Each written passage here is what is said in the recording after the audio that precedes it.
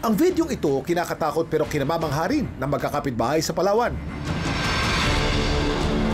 Nakakita kasi sila ng isang kakaibang nilalang. Basta kakaiba, hindi ko maintindihan kung anong klaseng... Anong klaseng hayop nga kaya ito? At nasaan na ito ngayon?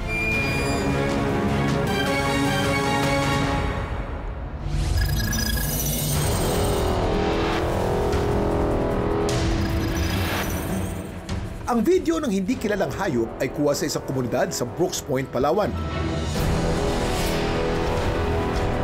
Sa video makikita ang isang hayop na may hawig sa pusa. Pero ang katawan ay parang sa bear o oso.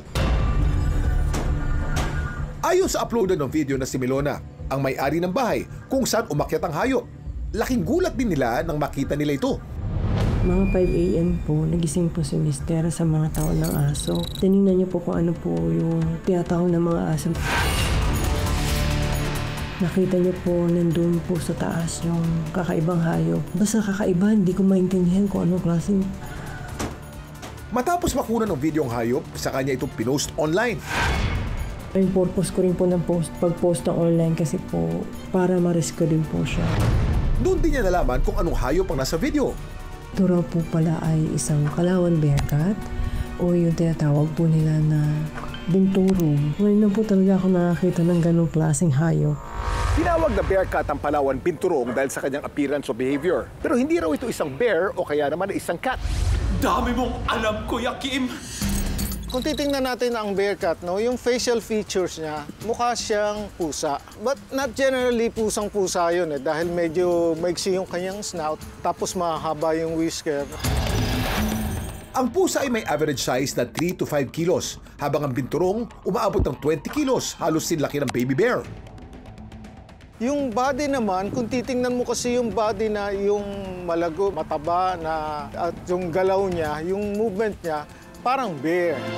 Ang fur ng pusa, minsan maiksi, minsan naman ay mahaba at iba't ibang kulay. Habang ang sa binturong naman ay magaspang at kulay itim. Kung buntot naman ang pag-uusapan, ang buntot ng binturong ay prehensile. Ibig sabihin, nagagamit nila bilang kamay, hindi tulad ng sa pusa. Nagagamit niya ang pag-balance, paghawak sa puno. Ano ang tunog na ginagawa ng pusa? Meow. Ay, yung pusang masaya. Meow, meow. Pusang umiibig. Meow, meow, meow, meow. Ano naman ang tunog ng bear, oso? Ano tawag dito? Oso. Mukha siyang oso, no? Hindi siya oso. Ang tawag sa kanya ay binturong o bearcat. Nakikita sa Palawan. Sa Palawan. Bearcat, binturong. Pero ano nga kaya ang posibleng dahilan kung paano ito napadpad sa komunidad? Actually, hindi pangkaraniwan na makita mo sila doon dahil ang habitat nila is forested.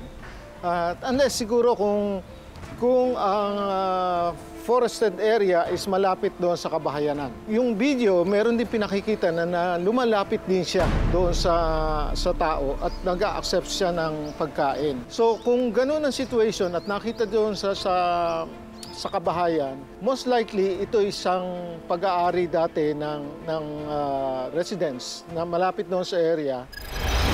Ang binturong o Palawan bearcat ay kabilang sa vulnerable list ng IUCN o International Union for Conservation of Nature. Ibig sabihin, mataas ang chance nito na maging endangered, kumukonti na ang kanilang bilang at lumiliit na ang kanilang habitat sa wild dahil sa deforestation, illegal wildlife trade at habitat loss. Ang mga binturong ay ito'y pinoprotektahan ng Wildlife Act 9147.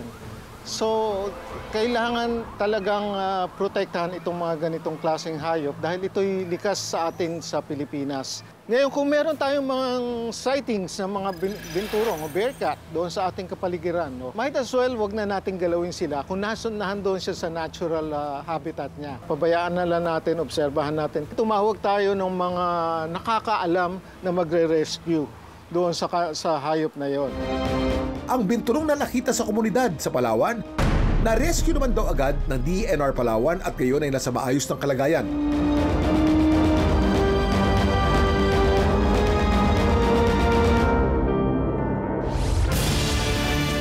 Hindi man bear o hindi man cat ang bearcat o binturong at hindi man kilala ng karamihan, Mas mainam ang ginawa ni na Melona na wag itong sasaktan, lalo na kung wala naman itong direct threat o pahamak para sa atin. Ang dami mong alam, Kuya Kim.